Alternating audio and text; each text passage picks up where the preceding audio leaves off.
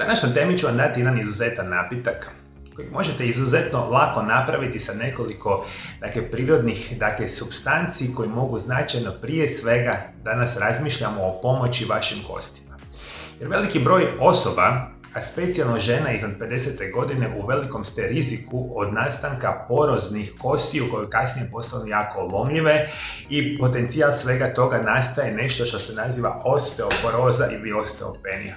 Ovo ja izuzetno dobro znam jer vam nekoliko desetljeća svaki dan radim sa pacijentima koji imaju problema sa osteoporozom. I ono sve što vi trebate je u vaše tijelo ubacivati one najbitnije nutrijente koji značajno pomažu očuvanju zdravlja kostiju i prije svega omogućujući njezinu dovoljnu količinu elastičnosti. Veliki broj vas zapravo ne shvaća koliku ulogu ima svakodnevno ophođenje prema vašemu zdravlju iz perspektive samo zdravlja kostiju. Međutim, loš način života, konzumiranje enormne količine lijekova potencira da veliki broj vas itekako ima veliku šansu ili već imate nešto što se naziva osteoporoza.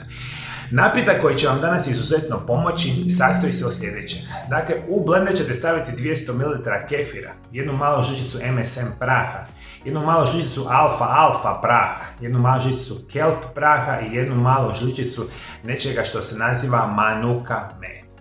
Dakle, vodite mi računa da ovaj napitak kao takav, ono samo ne pomaže iz perspektive očuvanja vaših zdravih kostiju, vaših zdravih zglobova, nego ima nevjerojatan utjecaj na vaše zdravlje. Ovaj napitak vam značajno pomaže funkcioniranju mozga, sprečavate s njime demenciju, srčani udar, moždani udar, nevjerojatno vam detoksicira organizam, djeluje definitivno protiv starenja. Ova vrsta napitka značajno pomaže funkcioniranju jetre, funkcioniranju vaših bubrega. Definitivno pomaže funkcioniranju vaše probave i značajno pojačava vaš imunitet i puno toga rade ovi specijalni sastojci. Dakle, vi ovo što sam nabrojao, a specijalno govorimo o MSM prahu, govorimo o nečemu što se naziva alfa prah i kelp prah, dakle govorimo o prirodnim supstancama, biljkama ili algama koji imaju nevjerojatno potentne mogućnosti značajno poboljšavanja našeg zdravlja.